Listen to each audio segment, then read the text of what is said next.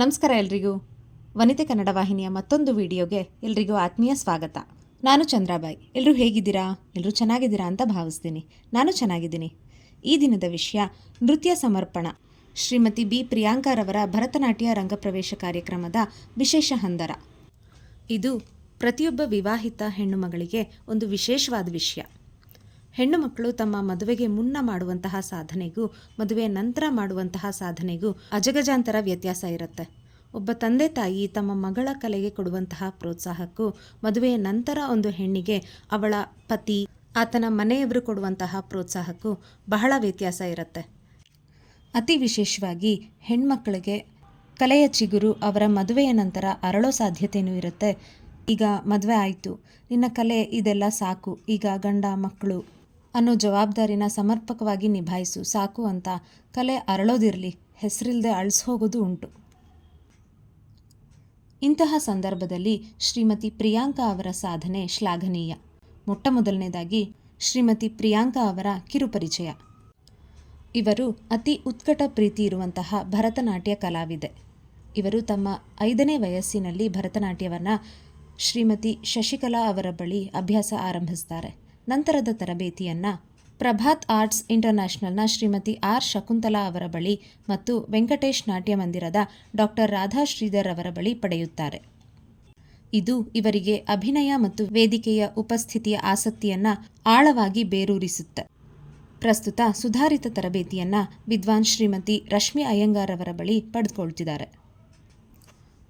ಇನ್ನು ಇವರ ವೈಯಕ್ತಿಕ ಜೀವನದ ಬಗ್ಗೆ ಹೇಳೋದಾದರೆ, ತಮ್ಮ ಕಲಾ ಪೋಷಣೆಗೆ ಬೆನ್ನೆಲುಬಾಗಿ ನಿಂತ ಇವರ ತಂದೆ ತಾಯಿ ಶ್ರೀಯುತ ಭಾಸ್ಕರ್ KL ಮತ್ತು ಶ್ರೀಮತಿ ಚಂದ್ರಿಕಾ, ಇವರ ಪತಿ ಶ್ರೀ ಚಂದ್ರಶೇಖರ್ ಮತ್ತು ಇವರ ಮಗ ವಿಶ್ರುತ್, ಇವರೆಲ್ಲರಿಗೂ ಇವರು ಹೃತ್ಪೂರ್ವಕ ಕೃತಜ್ಞತೆಯನ್ನು ಸಲ್ಲಿಸ್ತಾರೆ.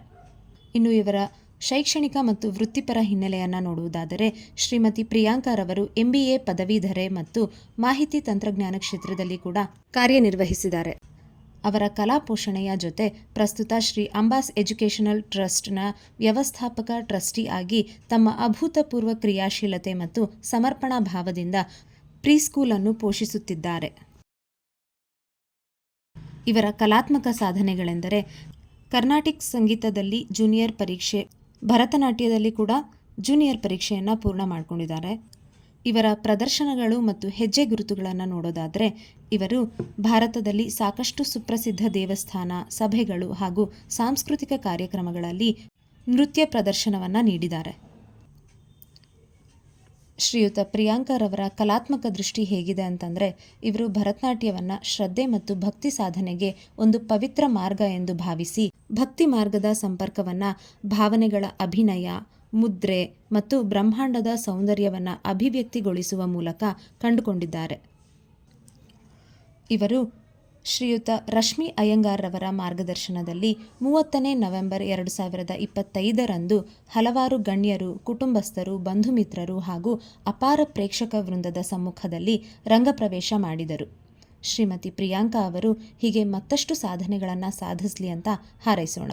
ಭರತನಾಟ್ಯದಲ್ಲಿ ರಂಗಪ್ರವೇಶ ಎಂದರೆ ನಾಟಕ ಅಥವಾ ಪ್ರದರ್ಶನದಲ್ಲಿ ಒಬ್ಬ ಕಲಾವಿದನು ತನ್ನ ದಶಕಗಳ ಕಠಿಣ ತರಬೇತಿಯ ನಂತರ ವೇದಿಕೆಯ ಮೇಲೆ ಮಾಡುವ ಮೊದಲ ಏಕವ್ಯಕ್ತಿ ಪ್ರದರ್ಶನವಾಗಿದ್ದು, ಶಿಷ್ಯ ಸಿದ್ಧನಾಗಿದ್ದಾನೆ ಎಂದು ಗುರುಗಳು ಮತ್ತು ಪ್ರೇಕ್ಷಕರಿಗೆ ತೋರಿಸುವ ಬಂದೇ ಏರಿದೆ ಎಂದು ಅರ್ಥ.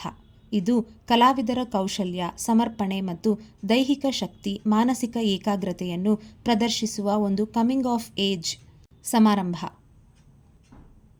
ಇದರಲ್ಲಿ ನರ್ತಕಿ ಭಾವ, ರಾಗ, ತಾಳಗಳೊಂದಿಗೆ ನೃತ್ಯವನ್ನು ಪ್ರದರ್ಶಿಸುತ್ತಾರೆ. ಇಲ್ಲಿಗೆ ರಂಗಪ್ರವೇಶದ ವಿಷಯ ಸಂಪೂರ್ಣ. ಈಗ ಇಂದಿನ ಕಿವಿಮಾತು. ನನ್ನಿಂದ ಸಾಧ್ಯವೇ ಎಂಬ ಪ್ರಶ್ನೆಯನ್ನು ನನ್ನಿಂದ ಸಾಧ್ಯ ಎಂದು ಬದಲಾಯಿಸುವುದು ಯಶಸ್ಸಿನ ಮೊದಲ ಹೆಜ್ಜೆ. ನಮ್ಮಲ್ಲಿನ ಕಲೆಯನ್ನು ಜೀವಂತವಾಗಿರಿಸಿ ಸಮೃದ್ಧವಾಗಿ ಬದುಕೋಣ. ಧನ್ಯವಾದಗಳು. ರಾಧೇ ಕೃಷ್ಣ.